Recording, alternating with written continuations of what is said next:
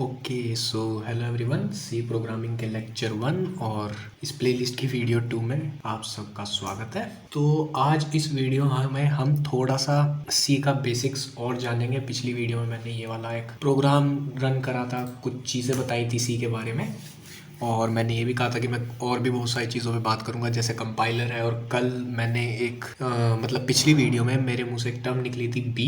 तो बी क्या है?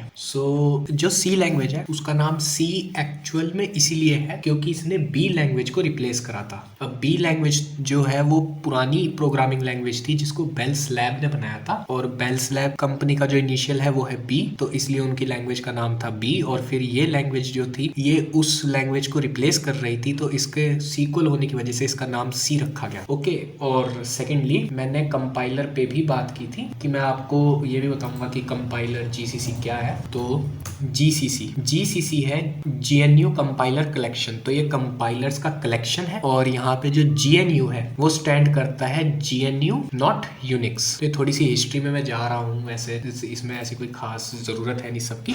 तो पुराने जमाने में जो ऑपरेटिंग सिस्टम्स होते थे, आपके दो ही ऑपरेटिंग सिस्टम होते हैं, एक विंडोज़ एक मैक और लिनक्स बहुत बाद में आया था। जीएनयू का बेसिकली क्या होता, उस टाइम एक जो फ्री ऑपरेटिंग सिस्टम था वो था यूनिक्स, तो सब यूनिक्स यूज करते थे। बट जो यूनिक्स है उसमें कंपाइलर उन सबको लेने पड़ते थे, तो हर चीज़ पेड थी। और जो कंपनीज होती हैं वो हमेशा ये प्रीफर करती है कि कोई फ्री ओपन सोर्स उन्हें चीज़ें मिले, ओपन सोर्स कंपाइलर्स मिले। तो विंडोज़ पे भी इंस्टॉल करने पड़ते थे, मैक पे भी इंस्टॉल करने पड़ते थे। आज की डेट में लिनक्स पे, तो अगर आप लिनक्स पे कोडिंग करते हैं तो आपको जीसीसी भी डाउनलोड करने की ज़रूरत नहीं है, कंपाइलर्स इंस्टॉल्ड आते हैं। सेम चीज़ मैक के लिए होती है, पर विंडोज़ पे आपको करने पड़ते हैं। तो यहाँ पे जी स्टैंड करता है जीएनयू, एन स्टैंड करता है नॉट, और यू स्टैंड करता है यूनिक्स। कि यहाँ पे आप यूनिक्स के कंपाइलर का कलेक्शन यूज़ नहीं कर रहे हैं, आप जीएनयू के कंपाइलर का कलेक्शन यूज़ कर रहे हैं। तो ये थी बेसिक कंपाइलर्स वगैरह की बात, और थोड़ी सी एक ओवरव्यू चीज़ें कैसे काम करती हैं। तो अभी फ़िलहाल विजुअल स्टूडियो कोड में आ जाते हैं, एंड मैं कुछ बेसिक्स बताता हूँ। तो सबसे पहले सिंटैक्स में सबने सुना होगा, ये जो चीज़ मैं मार्क कर रहा हूँ ये सबसे बुरी चीज़ है। सेमीकोलन जो एक भी जगह छूट जाए तो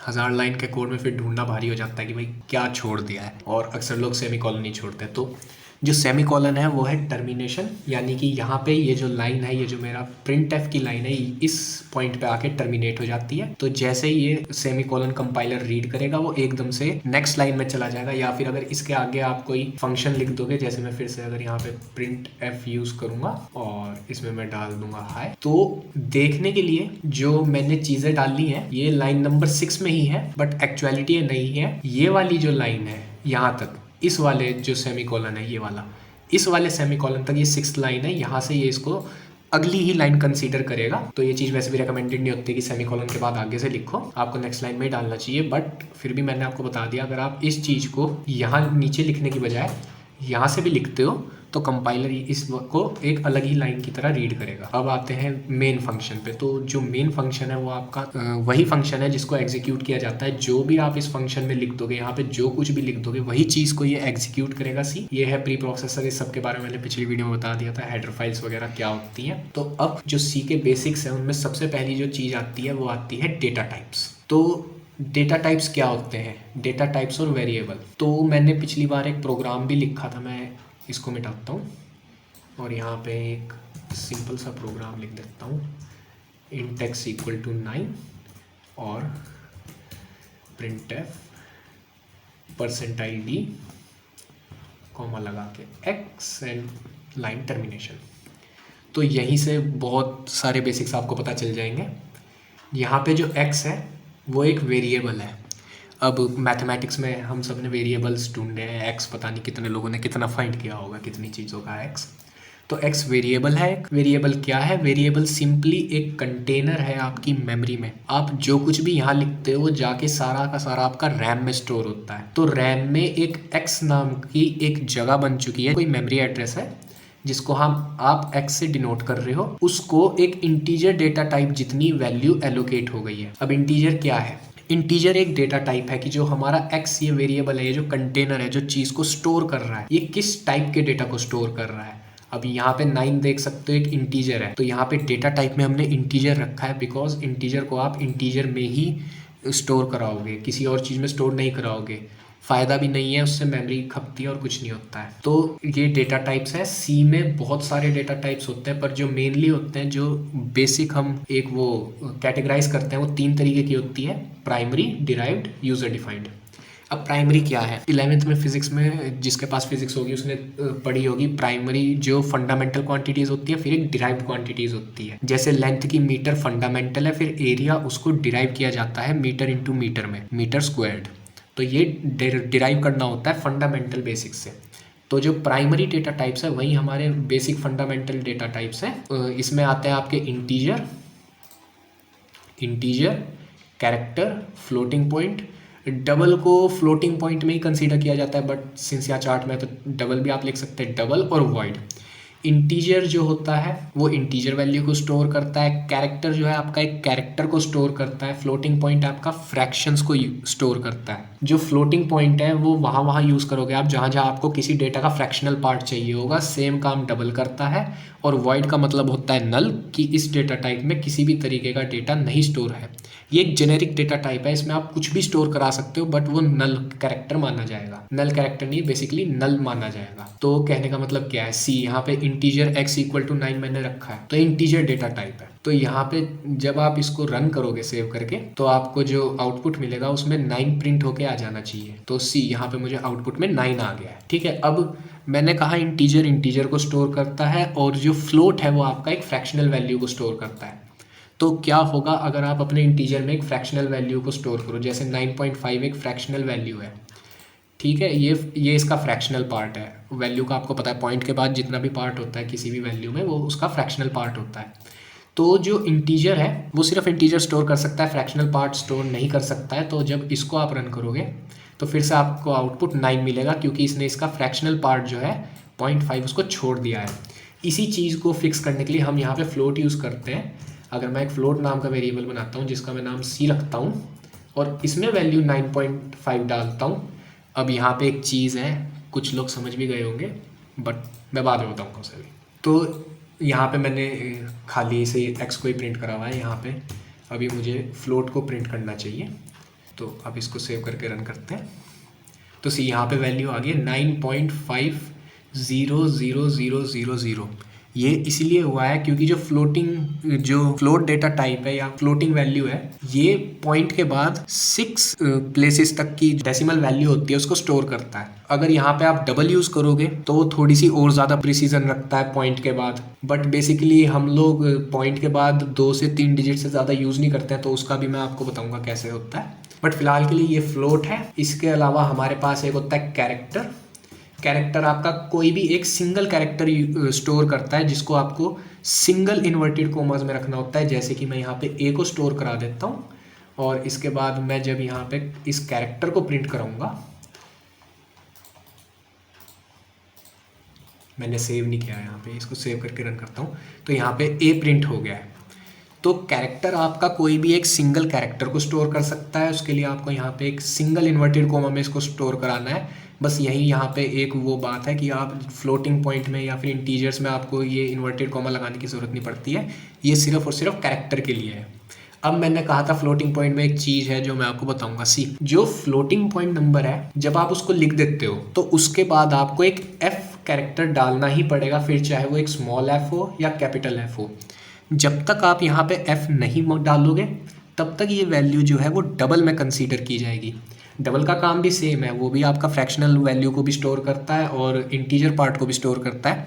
बट ये एक चीज़ है, अगर कोई बंदा आपसे पूछ ले ऐसे एक फ्लोटिंग पॉइंट नंबर बना के कि ये 9.5 क्या है, फ्लोटिंग नंबर है, तो ये सिर्फ आपकी नॉलेज को चेक करने के लिए होता है। तो आप उसे कहना कि नहीं, ये अभी फ्लोटिंग पॉइंट नंबर नहीं है, ये बाय डिफ़ॉल्ट डबल है। सी मैं अपना कर्सर इस पर होवर कर रहा हूँ तो ये मुझे दिखा भी रहा है कि ये डबल है, लेकिन जब मैं यहाँ पे एफ लगा दूंगा उसके बाद जब मैं होवर करूंगा तो ये फ्लोट में चेंज हो गया है। तो ये जो चीज़ होती है इसे टाइप कास्टिंग कहते हैं। हम आगे चल के इसके बारे में पढ़ेंगे। तो ये बेसिक डेटा टाइप्स हो गए हैं, जिसमें आ गया है आपका कैरेक्टर, फ्लोट, इंट। अब फिर इन्हीं के बहुत सारे पार्ट्स होते हैं, signed int, unsigned int, float. अब यहाँ पे जो इंटीजर है, मैंने अभी आपको बताया, जो इंटीजर है वो आपकी डेटा टाइप है और x एक वेरिएबल है जो कि इंटीजर जितनी स्टोरेज को रैम में एलोकेट कर देता है, उसे फिक्स कर देता है रैम में जाके कि इतनी मेमोरी इसी वेरिएबल के पास है, इसको कोई और नहीं छेड़ सकता। तो इंटीजर डेटा टाइप हमारी कितनी स्टोरेज ले रहा होगा, तो इसे चेक करने के लिए सी में एक फंक्शन दिया हुआ है हमें, साइज ऑफ फंक्शन। तो अगर मैं यहाँ पे एक इंटीजर बनाता हूँ जिसका मैं नाम रखता हूँ q, और इसमें साइज में वो कर लेता हूँ सेव, जैसा कि आप देख भी सकते हो साइज ऑफ इसने मुझे पहले ही दिखा दिया है। और यहाँ पे मैं इंट डाल देता हूँ इंटीजर और सेमीकोलन लगा के ऑफ कर देता हूँ। तो यहाँ पे हमने जो q वेरिएबल है उसमें हमने इंटीजर का साइज स्टोर करा दिया है। तो इससे सिंपली हम ये पता कर सकते हैं कि हमारी जो मशीन है उस पर इंटीजर कितना साइज ले रहा है। सी हर जो भी ये डेटा टाइप्स होते हैं इनकी जो स्टोरेज एलोकेशन होती है वो फिक्स नहीं होती है, वैसे जर्नल होती है। इंटीजर आपका 4 बाइट्स लेता है, किसी मशीन पे 2 बाइट्स भी ले सकता है। कम्प्लीटली डिपेंड करता है कि आप कौन सा CPU यूज़ कर रहे हो, किस आर्किटेक्चर का यूज़ कर रहे हो, कौन सा कंपाइलर और कौन सा एडिटर यूज़ कर रहे हो। तो मेरी मशीन पे इंट का साइज़ कितना है वो मैं आपको दिखाने वाला हूँ। ये चीज़ आप अपनी मशीन पे भी करके देख सकते हो। मैंने एक वेरिएबल q बनाया है जिसमें मैंने आपका इंटीजर का साइज़ स्टोर करा लिया है, और अब मैं इसको प्रिंट करके देखूंगा कि मेरा जो इंटीजर है इस पर्टिकुलर कंप्यूटर पे वो कितनी स्टोरेज ले रहा है रैम में। तो मेरे यहाँ पे इंटीजर ले रहा है 4 बाइट्स की वैल्यू। तो मेरे जो जब भी मैं कोई प्रोग्राम लिखूंगा उसमें मैं जब भी इंटीजर डेटा टाइप का कोई भी वेरिएबल क्रिएट करूंगा तो 4 बाइट्स की जगह रैम में से अपने लिए रिजर्व करके रख लेगा। इसमें अब मैं 4 बाइट्स का कुछ भी डाल सकता हूँ। 4 बाइट्स में क्या कुछ आप स्टोर कर सकते हो। 4 बाइट्स मेरे इंटीजर का साइज़ है, इसको मैं पहले बिट्स में कन्वर्ट करूँगा, ठीक है। और बिट्स में कन्वर्ट करने के बाद मेरा आंसर आया 32, और 2 की पावर 31 तक जितने भी नंबर्स हैं उनका हाफ मैं इसमें स्टोर कर सकता हूँ, क्योंकि इसमें नेगेटिव नंबर्स भी आ रहे हैं। ये चीज़ मैं अगर आपको रेफरेंस से बताऊँ तो ज़्यादा अच्छा रहेगा। तो यहीं पे रेफरेंस में भी होगा सी, ये रहा ये चार्ट। फॉर्मेट स्पेसिफायर भी दिया हुआ है, इसके बारे में बात करेंगे, देखिए। और इसमें जो आप रेंज है, जो आप वैल्यू स्टोर कर सकते हो इतनी से इतनी है, ठीक है।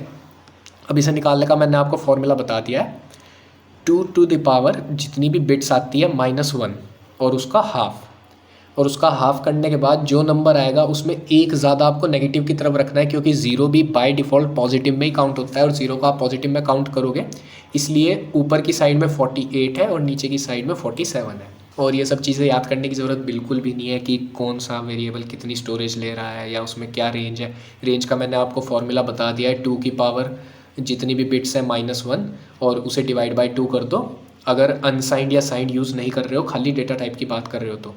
अगर अनसाइंड है तो फिर 2 की पावर जितनी भी बिट्स आती हैं उसमें से -1, क्योंकि यहाँ पे नेगेटिव की जो प्रोबेबिलिटी थी वो आपने हटा दी। अब आप नेगेटिव को स्टोर नहीं कर सकते हो, तो अनसाइंड इंट में आप नेगेटिव वैल्यू को स्टोर नहीं करोगे, बाय डिफ़ॉल्ट पॉजिटिव वैल्यूज़ ही आएंगी और इसमें पॉजिटिव को ही आप स्टोर कर सकते हो। और इसे रटने की बिल्कुल भी ज़रूरत नहीं है, क्योंकि आपको जब कभी भी कोई पूछे कि उसका साइज़ कितना है तो बेसिकली आपको सिंपल पहला जवाब यही देना है कि किसी भी डेटा टाइप की जो स्टोरेज एलोकेशन है वो डिफाइंड नहीं है। ये कम्प्लीटली डिपेंड करता है कि आपका कौन सा डेटा टाइप किस मशीन पे आप रन कर रहे हो और किस CPU आर्किटेक्चर पे कर रहे हो और किस कंपाइलर पे उस डेटा टाइप को बना रहे हो। ये हर जगह अलग अलग होता है, लेकिन एक जनरल रूल जो है वो यहाँ पे दिया हुआ है कि जनरली इंट इतनी बाइट्स की स्टोरेज लेता है। सेम यहाँ पे हमारा जो कैरेक्टर है वो 1 बाइट की स्टोरेज लेता है, और जो आपका फ्लोटिंग पॉइंट नंबर है वो 4 बाइट्स लेता है, डबल 8 बाइट्स लेता है। तो डबल में थोड़ी सी प्रिसीजन भी ज़्यादा होती है, क्योंकि ये पॉइंट के बाद 6 से ज़्यादा डिजिट्स को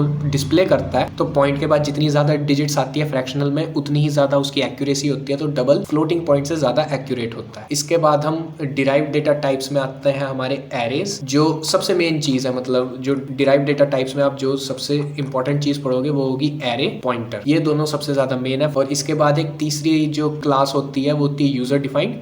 इसमें जो मेनली आपको जो पढ़ना है वो आपको पढ़ना है स्ट्रक्चर। एक यूनियन सेम टू सेम आपका स्ट्रक्चर की तरह ही काम करता है, थोड़े बहुत डिफरेंसेस होते हैं, ज़्यादा काम नहीं करता है। एक हम यूज़ करेंगे एनम और टाइप डेफ तो आपको स्ट्रक्चर में वैसे ही पता चल जाएगा कि टाइप डेफ क्या होता है, उसका स्ट्रक्चर में ही बता दूंगा मैं, कोई ज़्यादा वो नहीं है। इसके अलावा डेटा टाइप्स के अलावा सी के बेसिक्स में एक सिंटैक्स में मैंने आपको बता दिया। कोड में हर लाइन लिखने के बाद आपको सेमीकोलन लगाना मस्ट है, सेमीकोलन के बिना कंपाइलर आपको एरर दे देगा। सेकेंडली, आप जब भी कोई कैरेक्टर का वेरिएबल बनाओगे तो उसमें आपको सिंगल कोट्स ज़रूर यूज़ करने हैं। ये सिंगल कोट्स इस चीज़ को डिफाइन करते हैं कि आप कैरेक्टर को स्टोर कर रहे हो। और अब आप कहोगे कि कैरेक्टर कैसे स्टोर हो सकता है, क्योंकि जो प्रोसेसर होता है वो तो सिर्फ बाइनरी समझता है 0 और 1। तो यहाँ पे बेसिकली ए को स्टोर नहीं होता है, ए की एक एस्काई वैल्यू होती है, एस्काई वैल्यू को स्टोर करता है। जैसे मैं अगर माउस ओवर करूँगा तो 65 लिखा आ रहा है इंटीजर, तो ये जो int 65 है ये ए की एस्काई वैल्यू है। इसको बाइनरी में तोड़ने के बाद उसको कैरेक्टर में स्टोर किया गया है, डायरेक्टली ए नहीं आया है। तो ये होगी बेसिक डेटा टाइप्स। और आपका सिंटैक्स तो आप देखते देखते समझ जाओगे, जैसे जैसे लिखोगे प्रोग्राम्स को वैसे वैसे सिंटैक्स आने लगेगा। सिंटैक्स में जो मेन चीज़ है वो बस आपका सेमीकोलन है, इसका आपको ध्यान रखना है। बाकी हर चीज़ के लिए सिंटैक्स अलग होता है, वो जैसे जैसे मैं यूज़ करूँगा वैसे वैसे ही बता पाऊंगा। इसके अलावा अब हम देखेंगे फॉर्मेट स्पेसिफायर्स। तो फॉर्मेट स्पेसिफायर्स का क्या काम होता है? अगर आप कोई भी चीज को प्रिंट करना चाहते हो सी लैंग्वेज में, तो आपको स्पेसिफाई करना पड़ेगा कि वो चीज आखिर है क्या। ठीक है, कोई भी चीज आप ऐसे ही तो प्रिंट नहीं कर दोगे ना। अब आपसे कोई पूछे कि क्या प्रिंट करना है, तो आप उसको स्पेसिफाई करोगे कि मुझे ये प्रिंट करना है। आपको इंटीजर प्रिंट कराना है या कैरेक्टर प्रिंट कराना है या क्या प्रिंट कराना है, तो उसके लिए हम फॉर्मेट स्पेसिफायर्स का यूज करते हैं। ये बताते हैं कि आप यहाँ पे क्या चीज को प्रिंट करना चाहते हो। जैसे %d जो है वो इंटीजर के लिए यूज होता है। तो %d जब मैं यहाँ प्रिंट एफ में इसमें डबल कोट्स में लिखता हूँ तो जो मेरा कंपाइलर है वो समझ जाता है कि मैं इंटीजर की बात कर रहा हूँ। और यहाँ पे मैं डालता हूँ उस इंटीजर का नाम, जिस भी इंटीजर को मैं प्रिंट करना चाहता हूँ। तो जहाँ पे ये %d है वो समझ जाता है कि यहाँ पे एक इंटीजर वेरिएबल को प्रिंट करना है, और कोमा के बाद मैंने ये वेरिएबल का नाम डाला है, वो उस वेरिएबल को वहाँ पे प्रिंट कर देता है। तो ये कंपाइलर अपने आप देख लेता है कि सीक्वेंस में चीज़ें प्रिंट होती है। जैसे अगर मैं यहाँ पे ये %d है, इसके बाद मैं ये \t जो है ये एस्केप सीक्वेंस कैरेक्टर में आता है, ये भी मैं अभी थोड़ी देर में बताऊंगा। फिर मैं %c डाल देता हूँ और यहाँ पे कोमा करके मैंने जो कैरेक्टर बनाया है ए उसको लिख देते हैं। और यहाँ पे आपको कोमा लगाना मस्ट है, चीज़ों को यहाँ पे कोमा से सेपरेट करना है डबल कोट्स के बाद। %c आप यूज़ करते हो कैरेक्टर के लिए। और अब अगर मैं इसे सेव करके रन करूँगा तो यहाँ पे 4 और उसके बाद एक टैब स्पेस प्रिंट हुआ है और उसके बाद लिखा गया है ए। तो ये सी अपने आप देखता है, अगर यहाँ पे %d है %c है तो फिर ये इसी सीक्वेंस में यहाँ से वेरिएबल्स को लेगा और उनको प्रिंट करेगा। अब थोड़े से हम फॉर्मेट स्पेसिफायर्स देख लेते हैं कौन सा किस चीज़ के लिए यूज़ होता है। तो यहाँ पे आप फॉर्मेट स्पेसिफायर देख सकते हो, ये आप Geeks for Geeks पे जाके या Oracle पे जाके या Stack Overflow पे जाके, यहाँ पे जाके आप इजीली कभी भी अगर आपको भविष्य में, क्योंकि इतने ज़्यादा आप यूज़ नहीं करोगे, कोई स्पेशल प्रोग्राम होगा वहाँ पे, जब कोई स्पेशल नीड होगी किसी चीज़ की तभी आप इन्हें यूज़ करोगे। बाकी कुछ बेसिक्स हैं, जितने याद कर सको याद रख लो। यहाँ पे जैसे कि आप देख सकते हो इंट के लिए हम %d यूज़ करते हैं, लॉन्ग इंट के लिए %ld यूज़ करते हैं, फिर आपका कैरेक्टर के लिए हम %c यूज़ करते हैं, फ्लोट के लिए हम %f यूज़ करते हैं, डबल के लिए हम lf यूज़ करते हैं। ये एक्चुअल में लॉन्ग फ्लोट ही होता है बट नाम इसका डबल है, तो %lf यूज़ करते हैं हम यहाँ पे। तो ये डिफरेंट आपके फॉर्मेट स्पेसिफायर्स हैं। इसके अलावा अब मैं आपको बताऊँगा एस्केप सीक्वेंस कैरेक्टर्स। तो बेसिकली उनको एस्केप सीक्वेंस कैरेक्टर्स क्यों बोलते हैं? एस्केप सीक्वेंस इन सी। तो ये कुछ एस्केप सीक्वेंस कैरेक्टर है जो आप यहाँ पे देख सकते हो, \r carry return, \t horizontal tab, \v vertical tab, \\\। तो इनका नाम सबसे पहली बात एस्केप सीक्वेंस क्यों है? ये वो कैरेक्टर्स हैं प्रिंट नहीं हो पाते हैं जब आप printf फंक्शन को यूज़ करते हो। जैसे कोई भी चीज़ आप प्रिंट करोगे तो उसके लिए आप printf यूज़ करोगे और डबल कोट्स में उस चीज़ को डाल दोगे जो आपको प्रिंट करनी है। तो अगर मैं यहाँ पे मुझे \t को प्रिंट करवाना है तो मैं \t को प्रिंट नहीं कर पाऊँगा, क्योंकि एक एस्केप सीक्वेंस कैरेक्टर है। इसका नाम ही एस्केप सीक्वेंस कैरेक्टर इसलिए है क्योंकि ये स्क्रीन पे प्रिंट होने से एस्केप हो जाता है। ये देखो यहाँ पे ब्लैंक आउटपुट आया है, ये इसलिए आया है क्योंकि जब हम किसी चीज़ के साथ \/ को यूज़ करते हैं तो वो एस्केप सीक्वेंस में चली जाती है, मतलब वो प्रिंट नहीं होती है। उसका एक काम डिफाइंड है जिस काम को वो करती है। जैसे \a आपका अलार्म और बीप के लिए होता है। अब जैसे आप ATM वगैरह पे पिन डालते हो, उसकी जो प्रोग्रामिंग है उसमें जितनी बार वो इनपुट लेता है उसके बाद एक \a को वहाँ पे यूज़ किया जा रहा है, तो उसी की वजह से वो बटन क्लिक करने के बाद एक पीप साउंड आती है। बीप एक तरीके से कंफर्मेशन का काम करते हैं कि आपने इस बटन को प्रेस कर दिया है, तो इसलिए हम बीप यूज़ करते हैं। तो \a जो है वो मैं डायरेक्टली अपने किसी भी प्रोग्राम में ऐसे प्रिंट नहीं कर सकता हूँ। तो इसको प्रिंट कराने के लिए मुझे क्या करना पड़ेगा, अब /t है, अब मुझे अपने कोई प्रोग्राम चाहिए जिसमें मैं प्रिंट करना चाहता हूँ /t is a escape sequence. तो अगर मुझे /t को प्रिंट करना है तो सिंपली मुझे यहाँ पे एक डबल / लगाना पड़ेगा। तो इसके बाद जो है /t as it is print हो जाएगा। ये देखिए यहाँ पे आउटपुट में /t हो गया है। अब ये एस्केप सीक्वेंस कैरेक्टर नहीं रहा है। सिमिलरली अगर आपको / भी प्रिंट करना है तो / एस्केप सीक्वेंस कैरेक्टर है, आपको डबल / लगाना पड़ेगा। ऐसे ही अगर आप % को यूज़ करते हैं, % या फिर मॉड्यूलस, ये जो सिंबल होता है, अगर आप इसे यूज़ करते हैं तो इसे आप डायरेक्टली यूज़ नहीं कर सकते हो, क्योंकि ये फॉर्मेट स्पेसिफायर्स में आता है। इसके साथ आप जो भी लिख दोगे वो उसको एज फॉर्मेट स्पेसिफायर काउंट करेगा। अगर मैं यहाँ पे x भी लिख देता हूँ तो ये इसे एक फॉर्मेट स्पेसिफायर की तरह ट्रीट कर रहा है। तो इसको भी आप डायरेक्टली ऐसे प्रिंट नहीं कर सकते। अगर मैं स्पेस दे के भी यहाँ पे x लिखूँगा तो सी ये ब्लू हो गया, क्योंकि ये इसे अभी भी एज फॉर्मेट स्पेसिफायर ही ट्रीट कर रहा है। तो अगर मुझे अपने मॉड्यूलस को या % को अगर मुझे प्रिंट कराना है अपने प्रोग्राम में, तो मुझे यहाँ पे इसको 2 बार लिखना पड़ेगा। सॉरी, मैंने शिफ्ट नहीं दबाया। अब ये प्रिंट हो जाएगा, क्योंकि अब ये as in format specifier use नहीं होगा। इसी यहाँ पे प्रिंट होके आ गया। तो अगर आप इसको सिंगल किसी भी वर्ड के साथ यूज़ करोगे तो ये फॉर्मेट स्पेसिफायर काउंट हो जाएगा। तो ये आपके एस्केप सीक्वेंस कैरेक्टर्स होते हैं, ये भी काफ़ी सारे हैं। जैसे कि यहाँ पे /a है अलार्म और बीप, /b है बैकस्पेस के लिए, /f है फॉर्म फीड के लिए, /n है न्यू लाइन के लिए। इसको आप सबसे ज़्यादा यूज़ करने वाले हो अपने प्रोग्राम में, अपने प्रोग्राम को नीट रखने के लिए। इसके अलावा जो हम काफ़ी यूज़ करते हैं वो /t है। और इसके अलावा डबल कोट्स, अगर आपको कोई आप एक पैराग्राफ प्रिंट करके देना चाहते हो किसी को, उसमें आपको डबल कोट्स का यूज़ करना है तो डबल कोट्स आप ऐसे यूज़ नहीं कर सकते हो, क्योंकि वो भी सी के जो आपका सिंटैक्स है उसका एक पार्ट है। तो उसके लिए भी आपको / के साथ डबल कोट्स का यूज़ करना पड़ता है। Same goes for question mark, इसके लिए भी आपको यही यूज़ करना पड़ता है। तो ये सब आप यहाँ से देख सकते हो। इसके अलावा एक और चीज़ होती है नल कैरेक्टर, इसका भी काफ़ी ज़्यादा यूज़ होने वाला है अभी इस कोर्स में। मतलब अभी तो नहीं होगा, बहुत सारे लेक्चर्स के बाद होगा, बट इसका भी यूज़ होने वाला है। तो ये सी के कुछ बेसिक्स थे। इसके अलावा थोड़े बहुत मैं सिंटैक्स आपको बता देता हूँ। जैसे कि printf का जो यहाँ पे सिंटैक्स है आप देख ही सकते हो। डबल कोट्स में आपको जो भी लिखना है वो आप लिख सकते हो ऐसे सिंगल ब्रैकेट्स के बाद। इसके अलावा अगर आपको कोई वेरिएबल यहाँ पे प्रिंट करवाना है तो उसके लिए आपको जैसे दी वैल्यू ऑफ जैसे मैंने x की वैल्यू 9.5 डाली हुई है, x इज़, अब मुझे यहाँ पे कोई भी वेरिएबल प्रिंट कराना है, मुझे अपना x प्रिंट कराना है, तो उसके लिए मैं पहले यहाँ पे फॉर्मेट स्पेसिफायर डालूंगा। x मेरा एक इंटीजर है तो उसके लिए %d, और इसके बाद मैं यहाँ पे कॉमा लगा के उस इंटीजर का वेरिएबल डाल दूंगा जो भी मुझे प्रिंट कराना है, जो भी वेरिएबल मैं चाहता हूँ कि स्क्रीन पे प्रिंट हो जाए, तो x। तो अब ये ऑटोमेटिक ले लेगा इस वेरिएबल को। ब्लू हो चुका है। अब मैं इसको सेव करूँगा और रन करूँगा। तो वैल्यू ऑफ x इज़ 9। तो यहाँ से आप देख सकते हो x की वैल्यू इसने 9 प्रिंट कर दी है। तो ये बेसिक एक सी का सिंटैक्स है, और ये सब चीज़ें डेटा टाइप वगैरह इसी के बेसिक्स में आती हैं। इसके अलावा ऑपरेटर्स होते हैं, आप प्लस माइनस कर सकते हो, मल्टीप्लाई कर सकते हो, डिवीजन को यूज़ करते हैं। तो ऑपरेटर्स जो हमारे पास होते हैं। अच्छा, एक और चीज़ मैं आपको बता देता हूँ जो बहुत ज़्यादा यूज़ होती है, कमेंट्स। तो कमेंट्स क्या होते हैं? जो भी चीज़ मैं डबल / लगाने के बाद यहाँ पे लिखूँगा, जैसे कि ऑपरेटर्स इन सी, तो ये वाली जो लाइन है मेरी ऑपरेटर्स इन सी, मेरा जो कंपाइलर है जब मेरे इस कोड को रन करेगा तो ये जो ग्रीन में ये लिखा हुआ है ये कमेंट है, इस लाइन को कंपाइलर इग्नोर कर देगा। तो ये जो लाइन है आपकी ये एग्जीक्यूट नहीं होगी। तो इसका हम यूज़ क्यों करते हैं? ये बेसिकली कोड को रीडेबल बनाने के लिए होता है। जैसे कल को अगर कोई दूसरा प्रोग्रामर आपका कोड पढ़ने जाए और एकदम से अगर कुछ कॉन्सेप्ट्स ऐसे हैं जो उसने यूज़ नहीं करे हैं पर आपने वो चीज़ वहाँ पर यूज़ करी है और वो देख के फिगर आउट ना कर पाए कि ये कोड किस चीज़ के लिए, तो आपको वहाँ पे कमेंट छोड़ने हैं कि आप किस वेरिएबल में क्या स्टोर करा रहे हो या किस चीज़ से क्या यूज़ कर रहे हो, या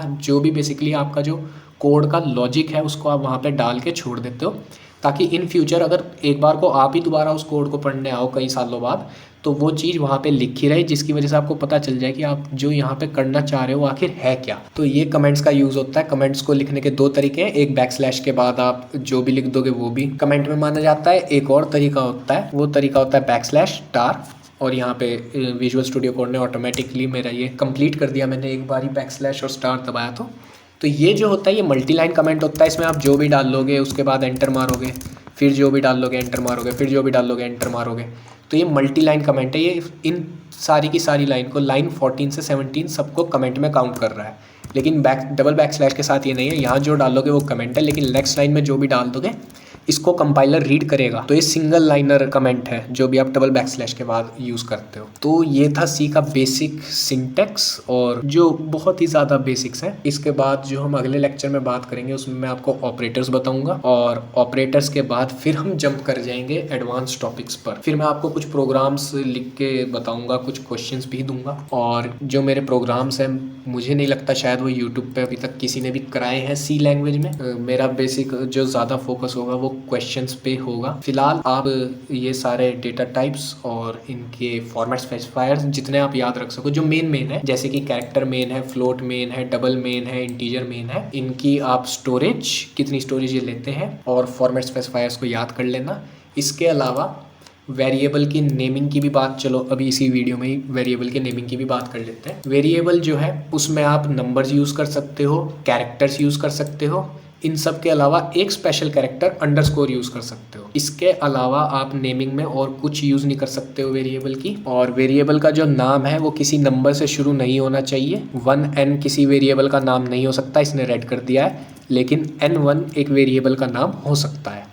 तो ये चीज़ आपको ध्यान में रखनी है, बिगिन नंबर से नहीं होना चाहिए। एंड सेकंड, वो एक कीवर्ड नहीं होना चाहिए सी का।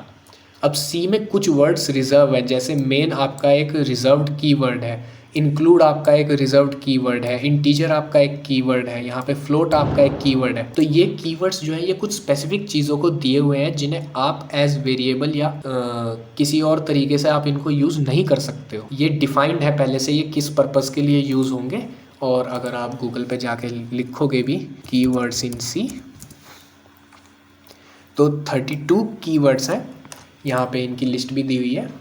ये लिस्ट आप एक बार इससे गो थ्रू कर लेना, याद करने की ज़रूरत नहीं है, वैसे ही आपको कंपाइलर एरर दे देगा। बट फिर भी इनमें से जितने भी मेन है जो आप ज़्यादातर यूज़ करने वाले हो, जैसे आप ब्रेक को यूज़ करोगे, कैरेक्टर को यूज़ करोगे, इसके अलावा इन सब चीज़ों को आप एक बार गो थ्रू कर लेना। पता होना अच्छी बात है, और याद कर सकते हो तो याद भी कर लो, इन्हें याद करना इतना भी मुश्किल नहीं है। 32 तो कोई नंबर भी नहीं है, जिसके पास अगर कोई साइंस का बंदा है उसने तो 118 एलिमेंट्स भी याद करे होंगे, केमिस्ट्री में पूरी टेबल याद होगी उसे। तो ये सब है, आप इसके एक बार गो थ्रू कर लेना। ये सारे बेसिक्स हैं, इसके बाद जो कोर कंसेप्ट हैं वो इनके बाद ही शुरू होंगे। इसके अलावा अब आपके रह चुके हैं बस ऑपरेटर्स। जैसे ही ऑपरेटर्स ख़त्म होंगे उसके ठीक बाद मैं जो स्टार्ट करूँगा वो स्टार्ट करूँगा मैं लूप्स। और जैसे ही आपके लूप्स शुरू होते हैं, लूप्स के साथ ही जो आपकी प्रोग्रामिंग है वो भी वहीं से शुरू हो जाती है, वहीं से आपके क्वेश्चंस आने शुरू हो जाते हैं। क्योंकि बेसिकली आप इंटीजर डिफाइन और प्लस माइनस कोई भी कर सकता है, बट लूप्स को यूज़ करना शुरू करोगे वहीं से आपके क्वेश्चंस आने शुरू हो जाएंगे। तो बस वीडियो अभी मैं फ़िलहाल इसको यहीं तक रखूँगा, ज़्यादा लंबा नहीं खींचते हैं। मिलूँगा आपसे अगली वीडियो में, तब तक टेक केयर।